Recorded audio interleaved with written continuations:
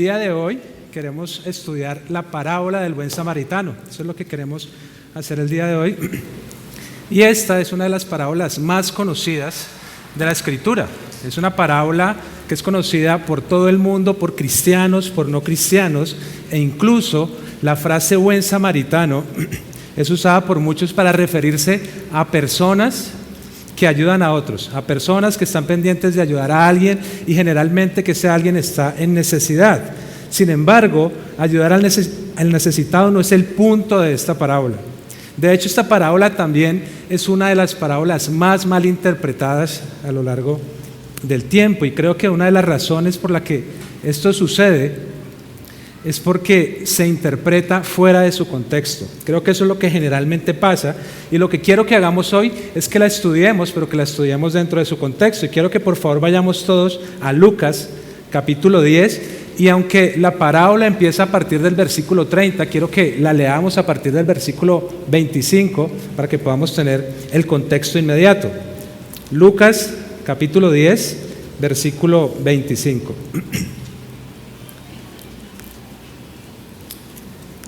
Y el texto dice lo siguiente: y he aquí, cierto intérprete de la ley se levantó y para ponerle a prueba dijo: Maestro, ¿qué haré para heredar la vida eterna? Y él le dijo: ¿qué está escrito en la ley? ¿Qué lees en ella? Respondiendo él dijo: amarás al Señor tu Dios con todo tu corazón, y con toda tu alma, y con toda tu fuerza, y con toda tu mente, y a tu prójimo como a ti mismo. Entonces Jesús le dijo: has respondido correctamente, haz esto y vivirás. Pero queriendo él justificarse a sí mismo, dijo a Jesús: ¿y quién es mi prójimo? Versículo 30. Respondiendo Jesús dijo: cierto hombre bajaba de Jerusalén a Jericó y cayó en manos de salteadores, los cuales después de despojarlo y de darle golpes, se fueron dejándolo medio muerto. Por casualidad, cierto sacerdote bajaba por aquel camino y cuando lo vio, pasó por el otro lado del camino. Del mismo modo, también un levita, cuando llegó al lugar y lo vio, pasó por el otro lado del camino. Pero cierto samaritano que iba de viaje llegó a donde él estaba y cuando lo vio tuvo compasión. Versículo 34. Y acercándose le vendó sus heridas, derramando aceite y vino sobre ellas y poniéndolo sobre su propia cabalgadura. Lo llevó a un mesón y lo cuidó. Al día siguiente, sacando 2 denarios, se los dio al mesonero y dijo: cuídalo, y todo lo demás que gastes, cuando yo regrese te lo pagaré. Versículo 36. ¿Cuál de estos 3 piensas tú que demostró ser prójimo del que cayó en manos de los salteadores? Y él le dijo: el que tuvo misericordia de él. Y Jesús le dijo: ve y haz tú lo mismo. Oremos, hermanos. Padre, soy tan agradecido por tu bondad y por tu misericordia, y te suplico que hables el día de hoy a nuestros corazones, que por favor ilumines nuestro entendimiento para que podamos ver las maravillas de tu ley. Por favor, Señor, dirígenos hoy, habla nuestras vidas, por favor, salva a pecadores y transforma a tu pueblo para la gloria de tu nombre. Amén. Cuando leemos este texto con rapidez, y generalmente cuando lo hacemos a partir del versículo 30, que es donde se encuentra la parábola del buen samaritano, fácilmente podríamos pensar que el punto de la parábola es ser como el buen samaritano. Fácilmente podemos entender eso, que el punto es una exhortación a ser hombres y a ser mujeres que ayudan al necesitado. Y aunque esto sí podría ser una implicación, porque como creyentes debemos amar a nuestro prójimo como a sí mismo, esto no es lo que quiso comunicar Jesucristo en esta parábola. ¿Qué es lo que vemos aquí? Lo que vemos aquí es un ejemplo de evangelismo donde Jesucristo quiere mostrarle a un hombre, donde Jesucristo quiere mostrarle a este intérprete que él no puede cumplir la ley perfectamente, que él no puede amar a su prójimo como a sí mismo y por lo tanto no merece el cielo. Y esa es la razón por la que he desarrollado este mensaje en 3 puntos que vamos a estar viendo hoy. Y el primero es una pregunta importante, el segundo punto es un problema relevante y el tercero una respuesta correcta. Número 1, una pregunta importante. Número 2, un problema relevante y número 3, una respuesta correcta. Vamos al primer punto, una pregunta importante. Lo que vemos allí a partir del versículo 25 es a un hombre, a un intérprete de la ley, haciéndole a Jesucristo una serie de preguntas. Pero la primera pregunta que él le hace es: ¿qué haré para heredar la vida eterna? Eso es lo primero que él está preguntando. Y esta es una pregunta muy importante, esta es una pregunta relevante, esta es una pregunta de vida o muerte. Pero miremos algunos detalles de lo que está pasando aquí. En primer lugar, ¿quién era este hombre? ¿Qué es lo que dice el texto? Que este hombre era un intérprete de la ley. ¿Y qué es eso? ¿Qué es un intérprete de la ley? Esto no se refiere a un abogado como lo conocemos hoy, que conoce la legislación de un país.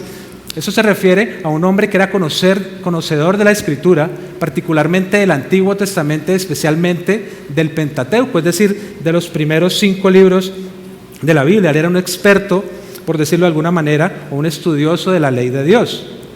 Pero esta pregunta que hace este hombre la hace con una intención particular. ¿Y cuál era la intención de la pregunta? ¿Cuál es la intención de la pregunta que hace este hombre? Noten lo que dice el versículo 25. Y aquí cierto intérprete de la ley se levantó y para ponerle a prueba, noten lo que está diciendo allí, para ponerle a prueba, dijo: Maestro, ¿qué haré para heredar la vida eterna? ¿Cuál era la intención de este hombre? La intención era poner a prueba a Jesús. Otras versiones incluso dicen para tentarle. Esa era la intención de él. Y esto es importante. ¿Por qué es importante, hermanos? Porque él no está interesado genuinamente en conocer algo. Él no está interesado en aprender. Él realmente no estaba interesado en conocer la verdad acerca de la vida eterna. La intención de este hombre era poner a prueba a Jesucristo. Esa era la intención de su corazón. Él quería atraparlo. Recuerden que los líderes judíos habían acordado matar a Jesús y estaban aprovechando todas las oportunidades. ¿Para qué? Para poder acusarlo y para poder condenarlo a muerte. La intención de este hombre no era nada buena. ¿Y saben qué pasa, hermanos? Que a veces actuamos como este hombre, ¿no? A veces actuamos de la misma manera, haciendo preguntas con motivaciones incorrectas, generalmente para hacer quedar mal al otro, porque no sabe tanto como yo.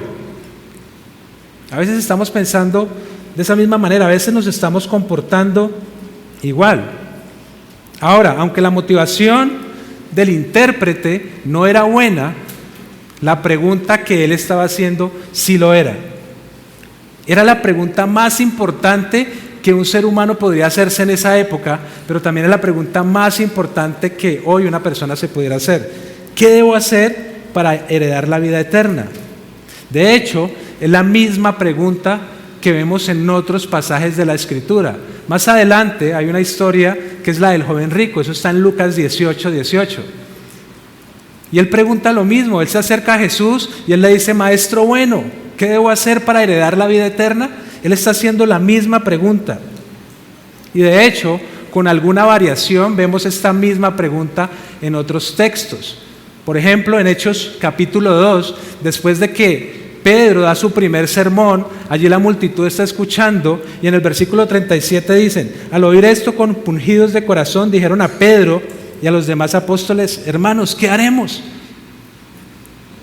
¿Qué haremos para ser salvos? Otro ejemplo está en Hechos 16:30, ¿se acuerdan?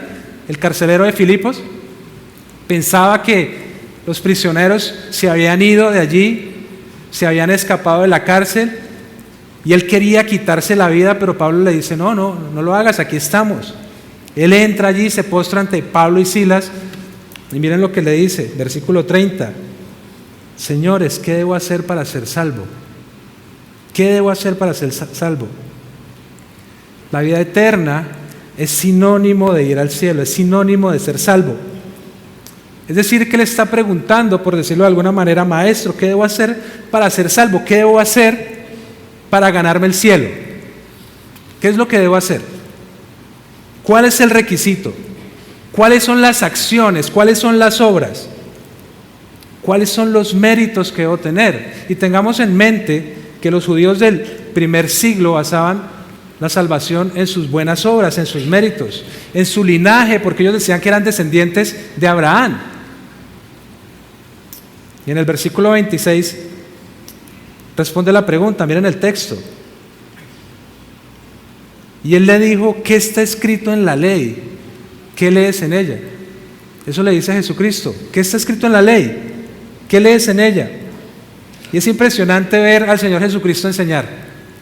Es impresionante verlo como le enseña. Noten que Él está respondiendo con otra pregunta. ¿Qué habría podido decir Jesucristo? Lo que Él habría podido decir es con arrepentimiento genuino y confiando en mí. De esa manera puedes heredar la vida eterna. Yo soy el camino, yo soy la verdad, yo soy la vida. Nadie viene al Padre si no es a través mío. La pregunta pareciera sencilla, ¿por qué? Porque ¿quién podría heredar algo si no un heredero? ¿Quién podría heredar algo si no lo es un heredero? Solamente los hijos de Dios, por la obra de Jesucristo, pueden heredar el cielo. Sin embargo, Jesús no responde así, sino que Él lo hace, como decimos nosotros aquí, pasándole la pelota al otro. Él tira la pelota para el otro lado, Él le pasa la pelota al intérprete y ahora el interrogador es el interrogado. Y Jesús le pregunta, ¿qué está escrito en la ley? Eso es lo que pregunta Jesucristo. ¿Qué está escrito en la ley? Y eso es interesante, hermanos, porque ¿qué es lo que está haciendo el Señor aquí? Él está conduciendo a este hombre a la ley. Y recuerden que ese intérprete la conocía muy bien, era un estudioso de las Escrituras, era un experto en ella. Y de hecho Jesús hace una pregunta adicional y le dice, ¿qué lees en ella? Que también se podría traducir, ¿cómo la recitas? ¿Cuál es la respuesta del intérprete? Lo que él responde es con el Antiguo Testamento. El intérprete lo que hace es que toma dos pasajes del Antiguo Testamento para dar esta respuesta. En primer lugar, Deuteronomio 6:5, que es parte del Shema, que es la profesión judía de fe y que los judíos más devotos recitaban 2 veces al día. Y en segundo lugar, con la segunda parte de Levítico, capítulo 19, versículo 18. La respuesta está ahí en el versículo 27. Miren lo que dice. Respondiendo, él le dijo, amarás al Señor tu Dios con todo tu corazón y con toda tu alma y con toda tu fuerza y con toda tu mente, y amarás a tu prójimo como a ti mismo. Esa fue la misma respuesta que Jesucristo le dio al escriba en Marcos capítulo 12, 28, cuando él le preguntó que cuál era el mandamiento más importante. ¿Recuerdan? Esta respuesta era correcta, era la respuesta adecuada.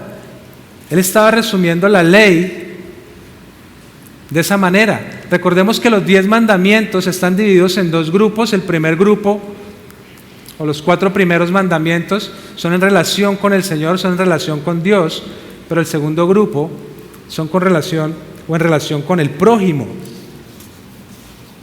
Era necesario amar al Señor con todo el ser, era necesario amar al Señor con todo el corazón, con toda el alma y con toda la fuerza y con toda la mente, pero también era necesario amar al prójimo como a sí mismo.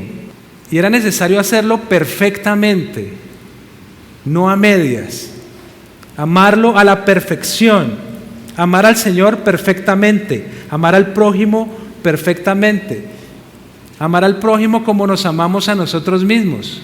¿Y ustedes saben cuánto nos amamos nosotros a nosotros mismos? Demasiado.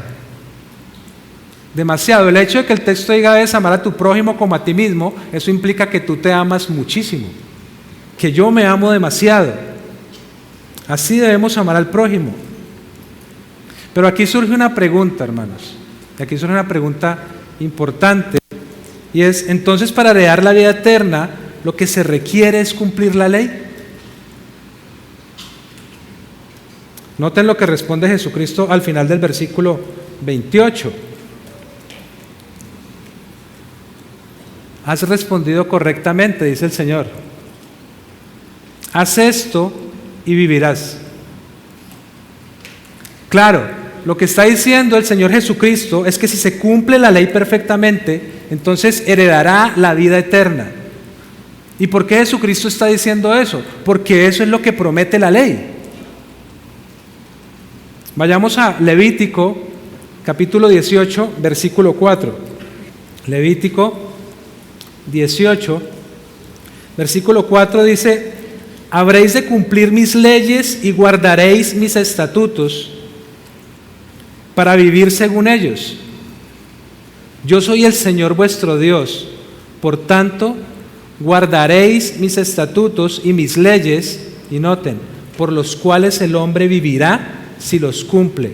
Yo soy el Señor. Es decir, si tú cumples perfectamente la ley y la obedeces, heredarás la vida eterna. Pero cuidado. Y tal vez en este punto haya muchos que estén pensando: la vida eterna es mía, el cielo es mío, porque yo he cumplido perfectamente la ley. Pues yo soy muy bueno. Probablemente haya alguien que esté pensando así. Y esto puede parecer exagerado, pensar que alguien puede pensar así, pero esto es cierto, esto realmente pasa. Un día estaba predicando el Evangelio a uno de mis estudiantes, o realmente era el grupo que estaba predicándole, y uno de los estudiantes estaba ahí muy atento, y yo les pregunté: bueno, ¿ustedes qué creen que pasarían si murieran hoy? ¿A dónde creen que van? Y este joven dijo: al cielo. Y yo le dije: bueno, ¿y por qué crees que vas a ir al cielo? Y él me dijo: porque soy muy bueno. Y muchas personas responden de esa manera, pero yo tenía mi as bajo la manga y saqué las de la manga y le dije: ¿nunca has dicho una mentira? Me dijo: no, profe, nunca. Entonces yo me quedé como mirando el mío: no, profe, yo realmente soy muy bueno, yo nunca he dicho una mentira. Pero yo estaba pensando ahí cómo guiarlo a que se diera cuenta pues que estaba mintiendo. Y aprovechando que era un curso de informática que tenía que ver con computadores, le dije: ¿alguna vez has instalado un software pirata y lo has utilizado? Y me dijo: ah, eso sí. Entonces le dije: pues estás infringiendo la ley de derechos de autor, eso es un delito, estás pecando, pecaste. Y esto nos lleva al segundo punto, porque la vida eterna se puede ganar si se cumple perfectamente la ley, pero aquí hay un problema, y hay un problema relevante. ¿Y cuál es el problema? Pues en primer lugar, que nadie puede cumplir la ley perfectamente. Ese es el primer problema. Nadie puede cumplir la ley a la perfección. No hay salvación por medio de guardar la ley, porque el hombre no puede hacerlo. Eso es Romanos 3:20. Recuerden lo que dice Pablo allí en Romanos 3:10, que no hay justo ni aun uno. Y el versículo 12 dice que no hay quien haga lo bueno, ni siquiera uno. Lo que hace la ley es que nos muestra lo pecadores que somos, nos muestra el estándar que Dios exige y lo incapaces que somos de cumplir ese estándar, y que por lo tanto necesitamos de un Salvador, el cual es Jesucristo.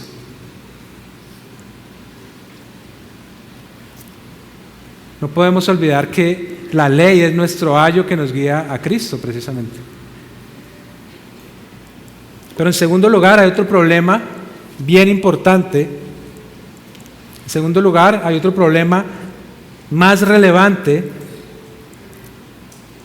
y es que así como el joven que acabé de mencionar, como mi estudiante, muchos no reconocen que son pecadores. Ellos piensan que son buenos y que son merecedores de la vida eterna, y este era el caso del intérprete de la ley. Él creía que él era merecedor del cielo, él creía que cumplía la ley a la perfección, él creía que amaba al Señor perfectamente y también a su prójimo. Eso era lo que estaba pasando. Él creía esto. Pero Jesús, miren lo que le dice después. Haz esto y vivirás.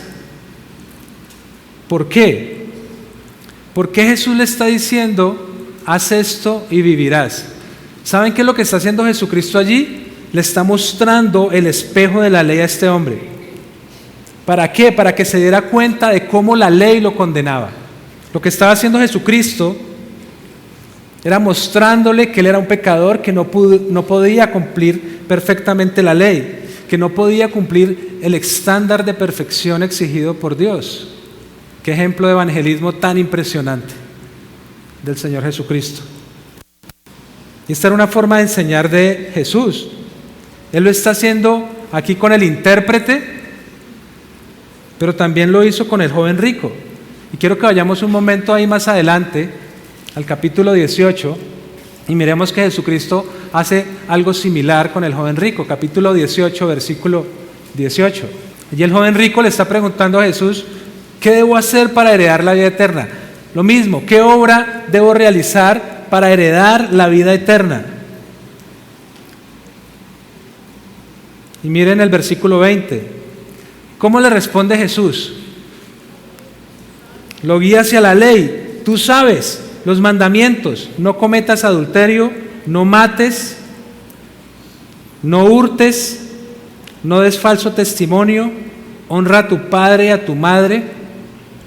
¿Qué es lo que está haciendo el Señor aquí? Le está presentando la ley. Y noten algo interesante, porque Jesús, ¿qué grupo de los mandamientos le está presentando? Le está presentando la segunda parte, por decirlo de algún modo, los más fáciles, los que tienen relación con el prójimo. Pero ¿cómo responde el joven rico? Versículo 21. Todo esto lo he guardado desde mi juventud. Él también piensa que tiene el cielo ganado. Él también está pensando que puede cumplir perfectamente la ley, pero Cristo le hace ver que no es cierto. Versículo 22. Miren lo que dice. Él le dice, te falta todavía una cosa. Vende todo lo que tienes y reparte entre los pobres y tendrás tesoro en los cielos. Y ven y sígueme. Pero ¿qué pasó con este joven orgulloso? No reconoció su pecado. Él realmente se amaba más a sí mismo y a su dinero que a Dios. Y esto es relevante porque la actitud del intérprete es muy similar. Lo que pensamos en que debería responder este intérprete de la ley al ver el espejo de la ley precisamente, era reconocer que él no amaba perfectamente ni a Dios ni a su prójimo. Lo que debía haber hecho este hombre era reconocer su verdadera condición y refugiarse en el único Salvador, en Jesucristo. Pero no lo hizo. Miren lo que dice en el versículo 29, nuevamente ahí en Lucas 10. Pero queriendo él justificarse a sí mismo, dijo a Jesús, ¿y quién es mi prójimo? Noten lo que él está diciendo. Él se quiere justificar. Tengan en mente que él está haciendo una pregunta con mala intención y ahora quiere justificarse. Él quiere quedar bien. Y este hombre no reconoció su verdadera condición, pero lo que quiere hacer es justificarse. Lo que quiere hacer es quedar bien ante los demás. Quiere quedar bien ante esa audiencia que está ahí al lado, sin importarle que el Dios omnisciente conoce su corazón. Según él, el amar a Dios con todo el corazón, con toda el alma, con toda la fuerza, con toda la mente, él lo cumplía a la perfección. Él dijo, amar a Dios perfectamente, cumplido. Tal vez haya alguna duda con respecto al amor al prójimo. Tal vez quisiera aclarar una pregunta con respecto al amor al prójimo, pero yo amo perfectamente a Dios. Era lo que estaba pensando él. Él quería resolver esa duda. Lo importante para él era saber quién era su prójimo. Y esta pregunta tiene una implicación, Porque si se pregunta quién es mi prójimo, es porque se puede pensar que hay alguien que no lo es, que hay alguien que no es el prójimo. Tal vez en la mente de este hombre estaba que su prójimo era su amigo, pero no su enemigo.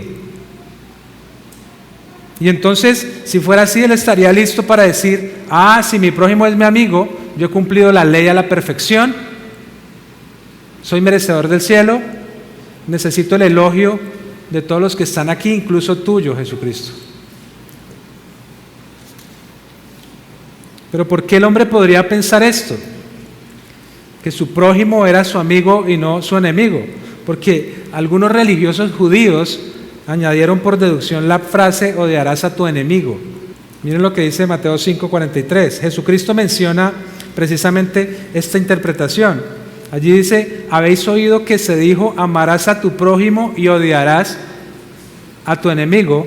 Versículo 44, pero yo os digo, amad a vuestros enemigos y orad por los que os persiguen. Claro, esta interpretación era conveniente para este hombre, porque entonces cada quien podría determinar quién era su enemigo y no amarlo. Muy conveniente.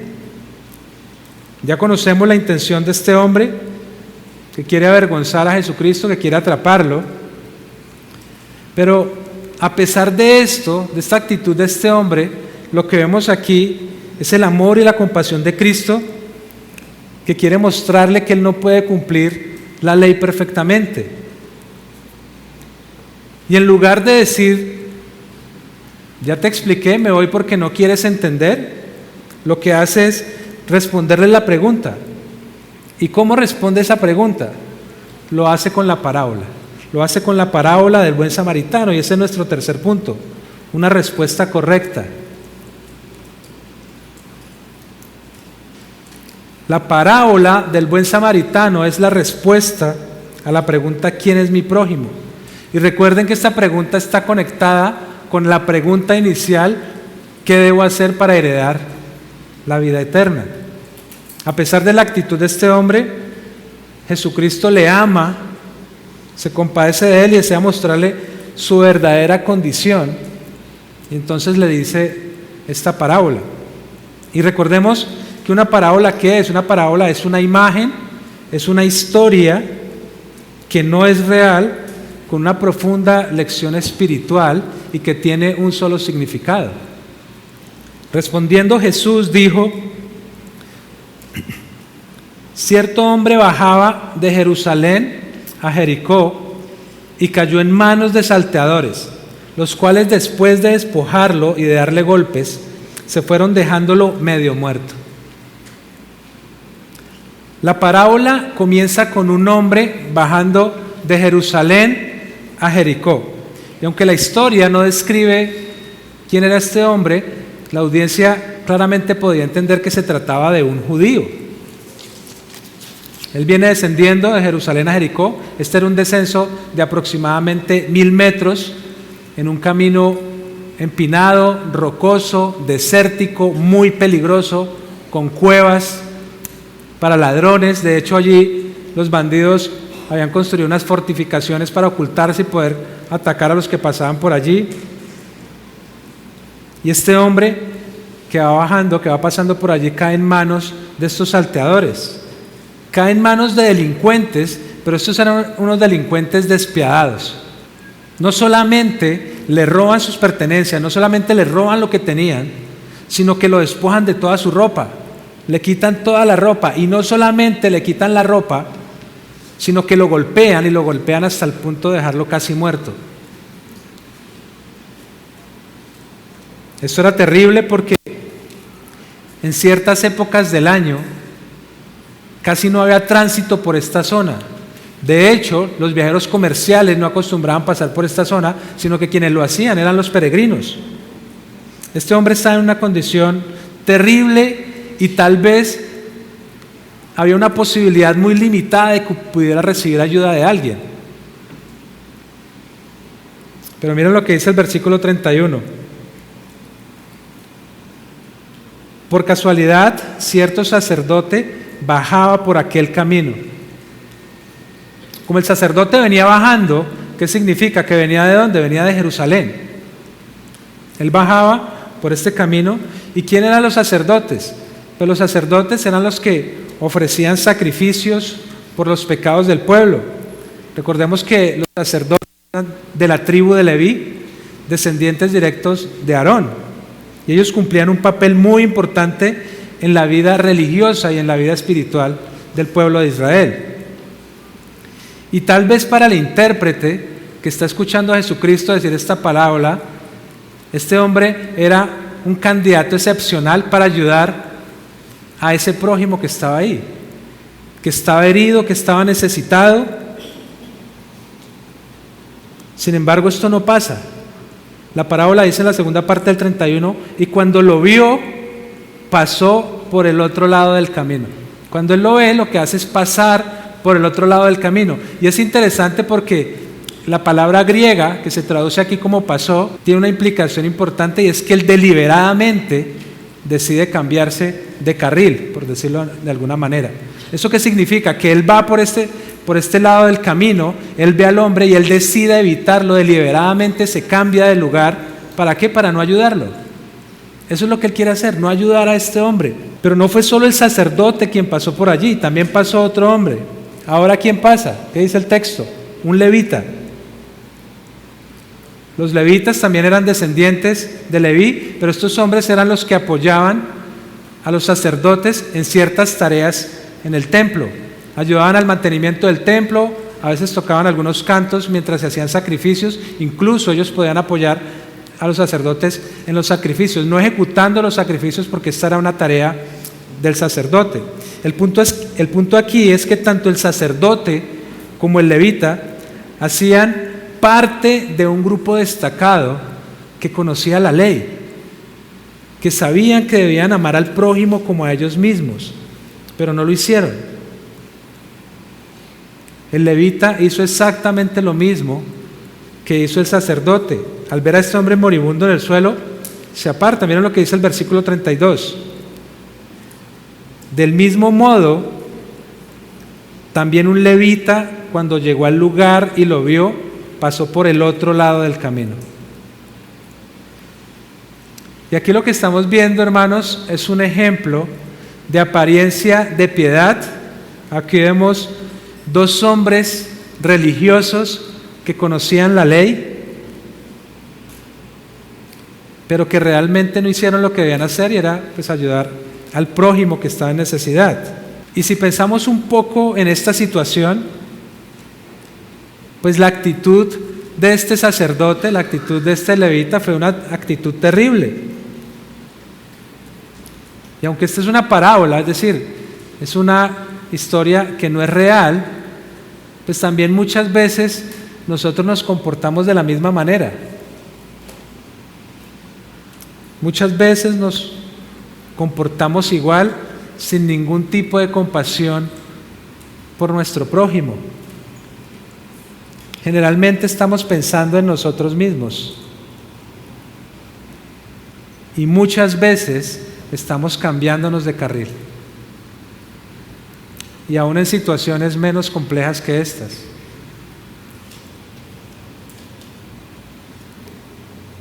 Pero si esa es nuestra realidad, pues debemos arrepentirnos y pedirle al Señor que nos ayude a crecer en amar al prójimo como a nosotros mismos. Pero el versículo 23 es muy importante aquí porque aparece otra persona, aparece un nuevo personaje. Miren lo que dice el versículo 33. Pero cierto samaritano que iba de viaje llegó a donde él estaba, y cuando lo vio, tuvo compasión. Aquí está pasando algo especial. Aquí está apareciendo otro personaje que lo que está haciendo es rompiendo con el patrón de los dos que habían venido antes. El sacerdote y el levita vienen por el camino, ven al hombre y se alejan. Pero este hombre pasa por el camino, ve al hombre y se acerca. Quiere saber qué pasa, quiere amarlo. Eso es lo que él está haciendo. Y él lo ayuda, y este hombre lo ayuda no de cualquier manera. La forma en que lo ayuda es una forma increíble, una forma extraordinaria. Pero ¿quién era este hombre que estaba pasando por aquí? Era un samaritano. Y esto es muy importante porque los samaritanos y los judíos no se querían. Ellos se odiaban. Había una enemistad entre ellos. Se despreciaban. ¿Y por qué pasaba eso? Recordemos que en el Antiguo Testamento el pueblo de Israel está bajo una teocracia, pero ellos piden un rey. El Señor provee un rey, llega Saúl allí y empieza la monarquía, y está Saúl, luego sigue David y luego sigue Salomón, y eso se conoce como el Reino Unido. Pero después de que sucede eso, el reino se divide en dos, y en el sur queda la tribu de Benjamín y la tribu de Judá, se llama Judá precisamente, cuya capital era Jerusalén, y el norte, donde estaban las otras 10 tribus, la capital era Samaria. Y toda esa zona empezó a tomar ese nombre de Samaria, incluso el reino. Pero aproximadamente en el año 722 a.C., el norte cae a manos del imperio asirio. Y lo que hace este imperio es que se lleva como esclavos a unos hombres, pero deja a otros, generalmente los pobres, allí en esta zona, y posteriormente vienen extranjeros y empiezan a ubicarse allí. Luego hay matrimonios mixtos, se casan, se cruzan, y allí es donde aparece la raza samaritana, la cual fue despreciada porque era considerada como impura por los judíos. ¿Por qué? Según ellos habían vendido los derechos de nacimiento. Por decir algo, hubo una mezcla entre el judaísmo y el paganismo, y el resultado fue desastroso, porque ellos decían que adoraban al Dios verdadero, pero realmente ni siquiera lo conocían, y su adoración no era verdadera. Pero no solamente eso, los samaritanos también odiaban a los judíos. Aproximadamente 130 años antes, los judíos devastaron varias ciudades samaritanas, incluso el templo que ellos tenían en el monte Gerizim. No se querían. Y esto no era solamente en esa época. En la época de Cristo, los judíos omitían pasar por Samaria. Ellos no querían pasar por allí. Incluso una forma de insultar a otro judío era diciéndole samaritano, como lo hicieron con Jesucristo mismo en Juan 8:48. Entonces el hombre que está pasando ahora por este lugar, ¿quién es? Es un enemigo. Y tal vez el intérprete que está escuchando a Jesucristo podría suponer, si el sacerdote y el levita, que conocen la ley, no le ayudaron, tal vez este hombre va a matarlo, va a terminar de matarlo, va a terminar de acabar con él. Sin embargo, no fue así. A diferencia de los otros dos, la respuesta de este hombre fue amarlo, fue servirle, fue ayudarlo, tuvo compasión. ¿Y cómo lo hizo? Versículo 34. En primer lugar se acercó, hizo todo lo contrario que había hecho tanto el sacerdote como el levita, que se cambiaron de lado y hicieron derecho. Él se acercó sin importar si era samaritano o no, si era amigo o no. Él lo ayudó.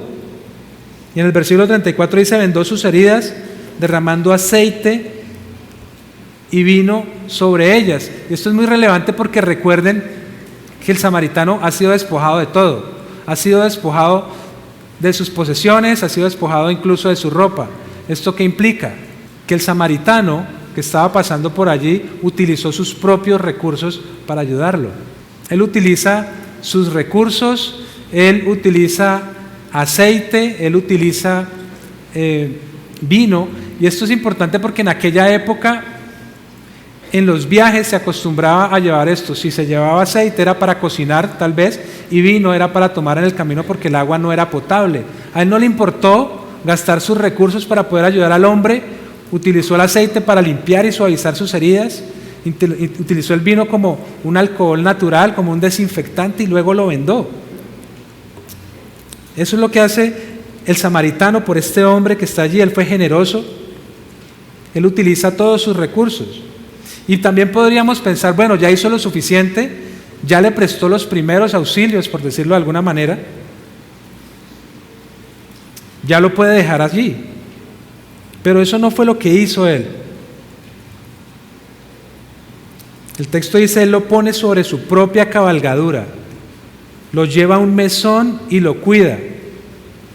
Y el hecho de que lo haya puesto en su propia cabalgadura, pues también tiene unas implicaciones. ¿Y qué implicaciones tiene? Que en primer lugar, este hombre estaba muy mal. Estaba muy enfermo, ni siquiera podía pararse, estaba muy mal herido. Pero en segundo lugar, que él está utilizando su propio medio de transporte para llevarlo. No importa lo que tenga que hacer, no importa si tengo algún compromiso, no importa que me tenga que ir a pie, él se encarga de levantarlo, de ponerlo allí en su cabalgadura y él lo lleva a un mesón. Él está buscando un lugar donde lo puede ayudar aún más. ¿Y qué era un mesón? Un mesón era una especie de posada donde se podían recibir personas, donde la gente se podía hospedar de alguna manera y donde había un mesonero que era el hombre que cuidaba allí. Él llega a este lugar, llega con el hombre enfermo, él se queda una noche allí para cuidarlo, porque sabe que necesita de su cuidado. Noten la forma en que él está amando a este hombre. El versículo 35 dice que al día siguiente sacó 2 denarios y se los dio al mesonero. La condición crítica de este hombre necesitaba más ayuda. Él estaba realmente mal y este samaritano quería amarlo de tal manera que le deja 2 denarios al mesonero. Y esto es muy relevante, ¿por qué? Porque un denario correspondía al pago de un día de trabajo de un obrero o de un soldado. Y eso equivalía aproximadamente a 14 días de hospedaje, incluida la comida. Como le dejó 2 denarios, él está dejando pago casi un mes de hospedaje. Pero ¿saben qué? Esto no fue suficiente. Miren lo que dice el versículo 35. Cuídalo y todo lo demás que gastes, cuando yo regrese, te lo pagaré.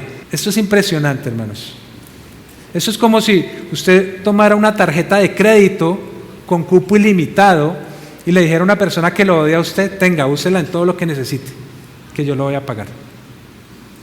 Eso es lo que está haciendo este hombre allí. Para cualquier gasto futuro que se requiera, ayuda a este hombre. Y es necesario, hermanos, que consideremos la forma en que este samaritano está amando a este hombre. Pensemos en eso, es su enemigo, él va por el camino, él lo ve, él no sigue derecho, él va, lo ayuda, le presta los primeros auxilios, lo monta en su cabalgadura, lo lleva a un sitio, a un lugar seguro, cuida de él una noche, no le importa lo que él tenga que hacer porque quiere cuidarlo, quiere amarlo. Pero no solamente hace eso, sino que deja pago casi un mes de hospedaje y además de eso le dice, mire, si necesita más, hágalo, cuídelo. Yo te lo voy a pagar cuando regrese. ¿Qué es esto, hermanos? Esto es amor sin medida. Esto es amar verdaderamente al prójimo. Y la pregunta que tenemos que hacernos aquí es, ¿ustedes creen que nosotros amamos a otros así? La respuesta es no. A quien amamos así es a nosotros mismos. Y este es el punto principal de la parábola, que nadie ama a su prójimo como a sí mismo. Nadie ama como el buen samaritano y por lo tanto nadie puede ganarse el cielo. Esto es lo que Jesús estaba tratando de mostrarle a este intérprete. Esto es amar al prójimo, pero tú no puedes hacerlo perfectamente ni constantemente, no lo puedes hacer. Recuerden la pregunta inicial, ¿qué debo hacer para heredar la vida eterna? La respuesta es amar a Dios perfectamente y a tu prójimo perfectamente. ¿Qué es lo que le está diciendo Jesús?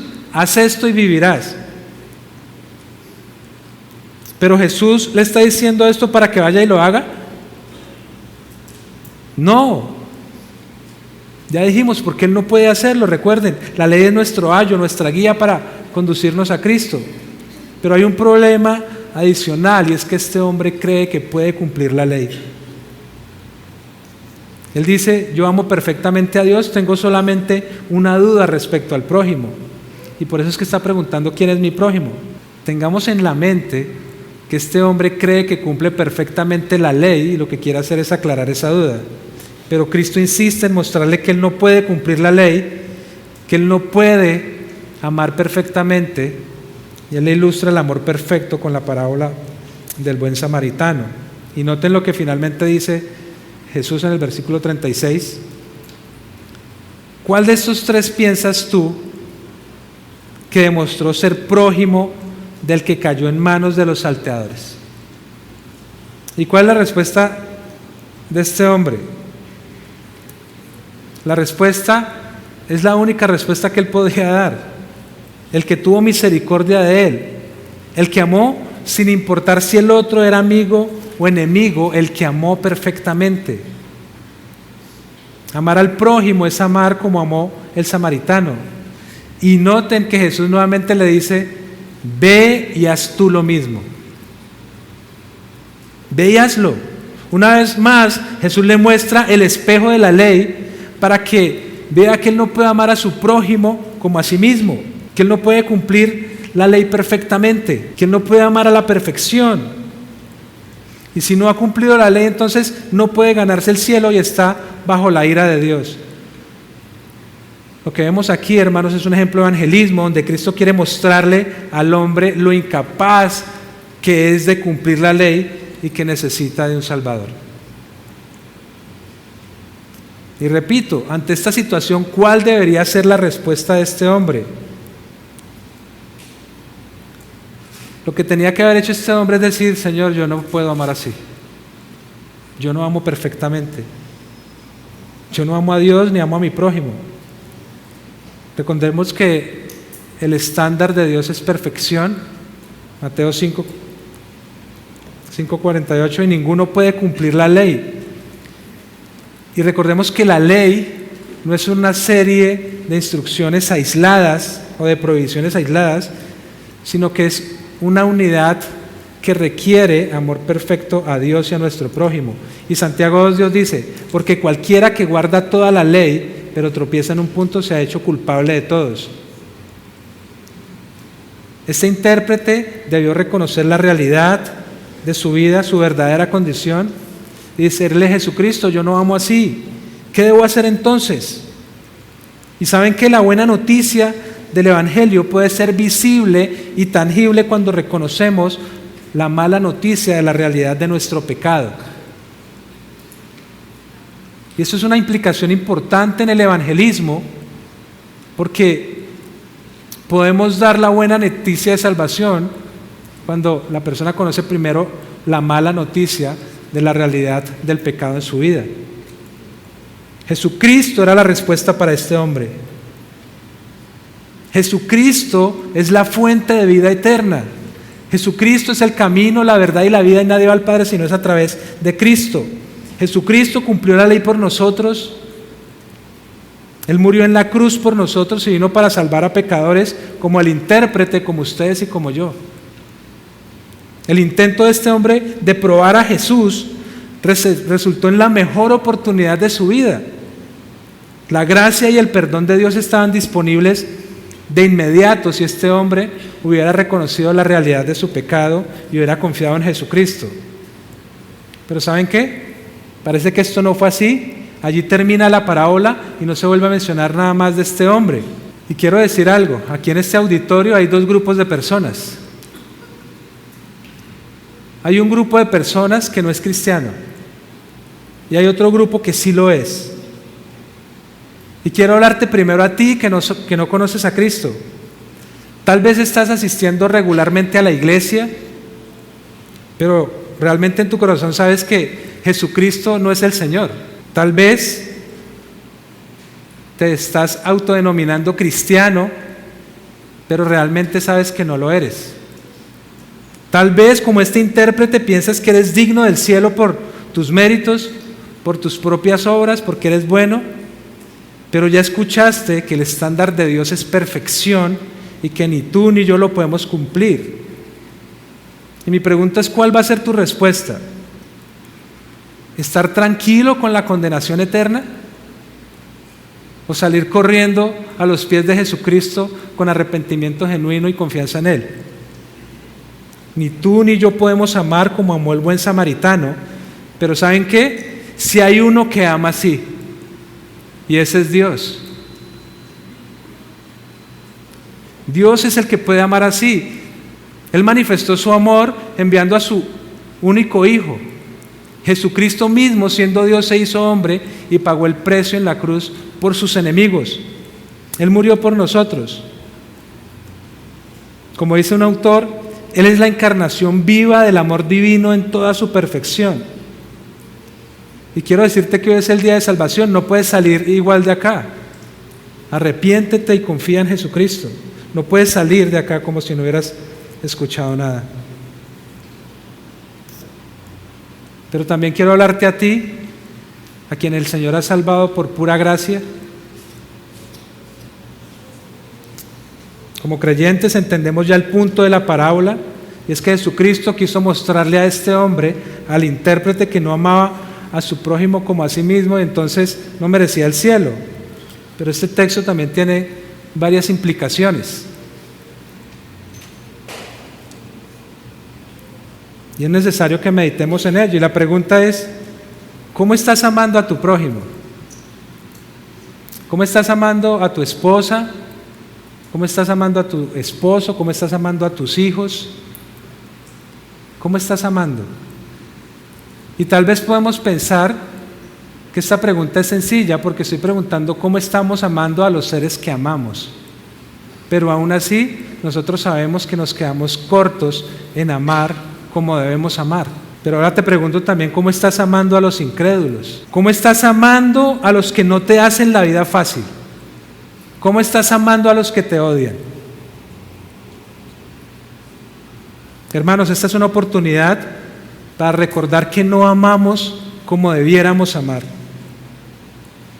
Pero en su gracia el Señor nos ha salvado y sabemos que Él nos está transformando cada día a la imagen de Jesucristo. Y aunque no podemos amar perfectamente, podemos crecer en esto en dependencia del Señor. Hermanos, que el Señor nos ayude. Oremos. Padre, estamos tan agradecidos por tu palabra. Estamos tan agradecidos por tu obra, por lo que enseñas. Te suplico que la apliques a nuestra vida, que reconozcamos que somos pecadores, cuál es nuestra realidad, que estamos muertos en nuestros delitos y pecados y que solo Jesucristo puede ser nuestro Salvador. Por favor,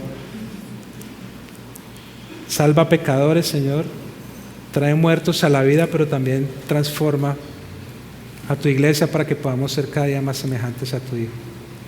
Y es en su nombre que oramos. Amén.